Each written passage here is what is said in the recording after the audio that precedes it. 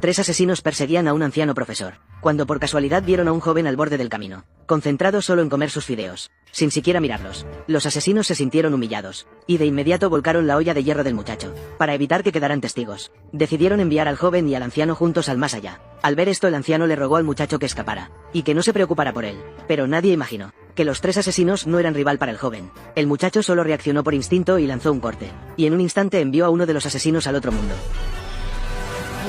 ¿Cómo podía ser posible al ver esa escena? Los otros 2 asesinos se asustaron tanto que se orinaron encima. Debían saber que el que acababa de caer era el invicto espadachín del norte Beiyu. ¿Qué clase de persona era ese joven para poder eliminarlo con tanta facilidad, sin saber que el padre del muchacho había sido en su tiempo el primer espadachín del noroeste? Aquel año, solo con dominar el primer nivel de la técnica ancestral Qingshuan del sable, ya no tenía rival en el mundo, y el joven poseía un talento asombroso. En solo 2 años alcanzó el 9º nivel, pero debido a que su abuelo no quería que llevara una vida de sangre y muerte, lo hacía practicar a diario la técnica ancestral, cortando carne de res y cordero. Por eso el joven, que ya era el número 1 del mundo, creía que solo era un cocinero, hasta que ese día su padre le entregó una carta escrita de puño y letra, y el joven finalmente obedeció la voluntad de su padre, bajando de la montaña por primera vez, con la intención de ir a la posada de la familia Yang, para cumplir el compromiso matrimonial con la hija del dueño. Y en ese momento, los 2 asesinos, al ver que el joven había eliminado al espadachín Beiyu de un solo golpe, cayeron de rodillas suplicando que les perdonara la vida. Incluso el anciano que estaba a un lado quedó atónito, sin saber quién era realmente ese joven.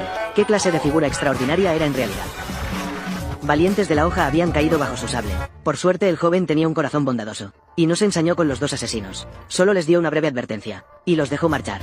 Al ver lo poderoso que era el joven, el anciano se acercó de inmediato, para saludarlo y pedirle que lo protegiera en el futuro, sin saber que el joven ni siquiera sabía que era el número 1 del mundo. Afirmó que solo era un cocinero y se marchó. Luego el joven tomó la carta de su padre, y encontró al dueño de la posada de la familia Yang, pero al ver que el muchacho parecía tan común, no encontraba en él ni un rastro del porte de su padre. El dueño de la posada no aceptó de inmediato ese matrimonio. Justo en ese momento, las 2 hijas del posadero bajaron las escaleras. Cuando el joven vio que la hija mayor con la que tenía el compromiso era una verdadera belleza, sintió amor a primera vista.